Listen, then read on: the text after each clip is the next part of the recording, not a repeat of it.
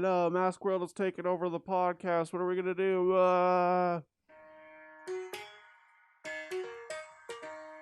Stop, Dave.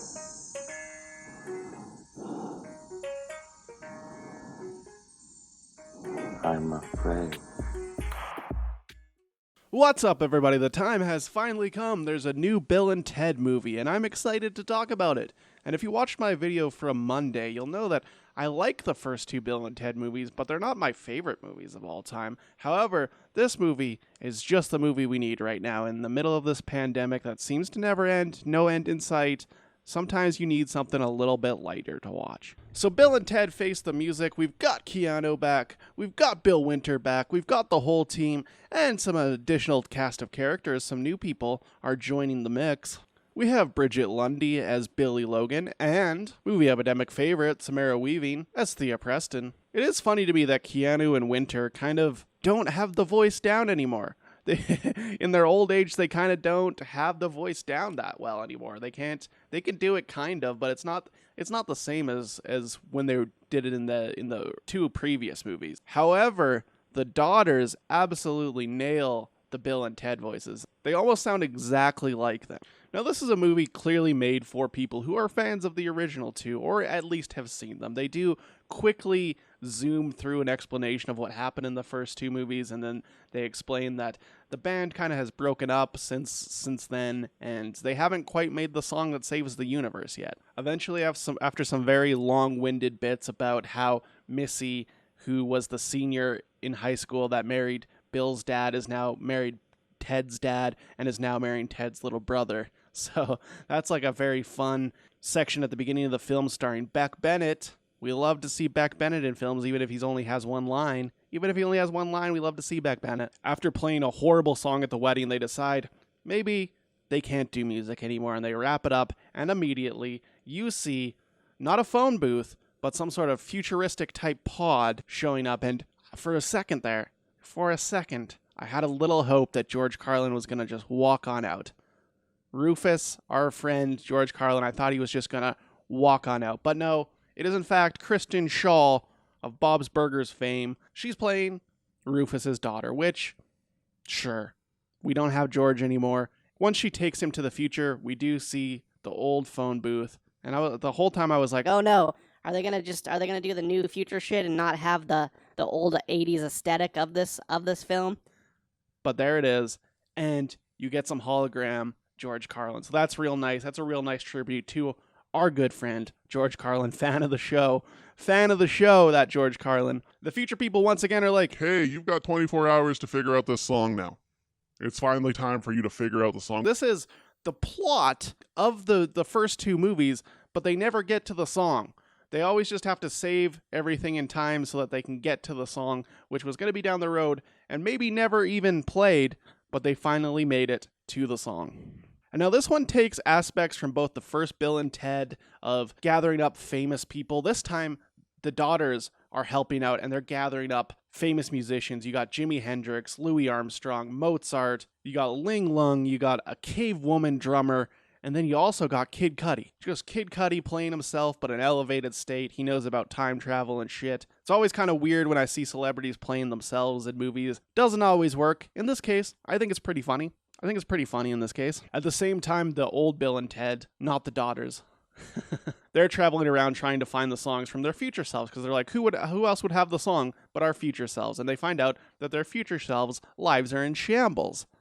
The wives have left them. The daughters don't talk to them anymore. They're trying to figure out their own thing the entire time. And also, there's a lot of moving parts in this movie, because the future people are like, the only way we can get the song is if Bill and Ted die. That's what the prophecy says now, is if Bill and Ted die. So they send a robot named Dennis after them. And it does have aspects of the first two movies. It is very similar in a lot of ways. But it does a good job of not only cashing in on that nostalgia, but also making you interested in this new version of the story that they're telling. There's a lot of funny interactions with Bill and Ted meeting their future selves. At one point, they're British. At one point, they're in a future prison and they're all jacked out. You've probably seen the pictures of that on the Instagram or whatever. Eventually, while they're trying to find this song, the girls make it back to present with all of the musicians, and Dennis shows up and accidentally kills them all, and they get sent to hell. And you couldn't have a Bill and Ted sequel without them going back to hell, because you got to pick up death to complete the band. Eventually, Bill and Ted have to go down to hell and save their daughters, get Death on board because he's real mad that the band broke up at the beginning of the movie. And once they get to the spot, they realize that all this time, it wasn't Bill and Ted that were going to make the song. It's Billy and Thea.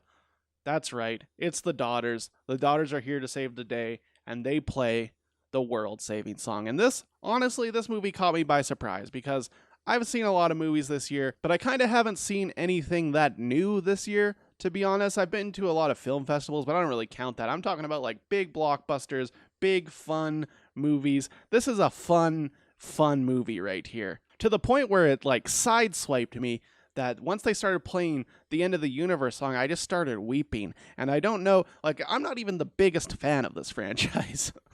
I gave the other two movies 3 stars each. But I was really, really crying hard, and I don't know if it's because they finally got to play the universe-saving song, or if I finally got to see a new movie in this hell world. I don't know which one it is, but this movie did get me very emotional. And I think it helps that Keanu and Alex Winter are very charming in the roles, but the whole cast really does make it in this one. There's a lot of characters, and they're all a lot of fun. And that really is what this is. This is, I think, maybe a well-needed break from reality in this trying time right now. I don't know if this would have hit so hard if it was any other time. It would have felt more like a nostalgic cash grab, which it is a little bit. It's a little bit of nostalgic cash grab, but it's also so nice to watch, honestly. And it really does tie everything together. I think this movie makes the other two movies stronger now that we have like a true ending. The other two of those movies, they just kind of feel like a goof off ending because they didn't know how to finish it. This feels like the end of a franchise. This feels like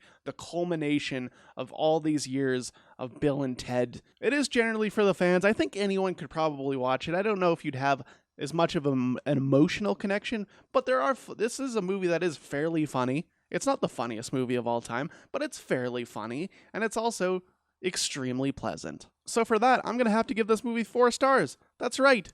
This is the one that I like the most out of all 3 Bill and Ted movies. Can you believe that? Can you believe that? That is some crazy business we've got going on here. So if you want to talk to me about anything, send it down into the comments. Did you like Bill and Ted the Face the Music? Are you a fan of the franchise? Do you think it's bad? Do you think it's good? Was I wrong? Was I right? Let me know. I will read it in the next episode. This episode, I don't think we have any more comments, so that's fine. But don't forget to follow us on Instagram, Twitter, and Facebook at Movie Epidemic. You can find me there, and you can talk to me at any time. Just let me know, and we can talk movies. Don't forget to subscribe, and that's all we've got for today. Thanks for watching. See you guys later. Why don't you play us something, baby? Why don't you play us something, baby? Start? I don't feel so good.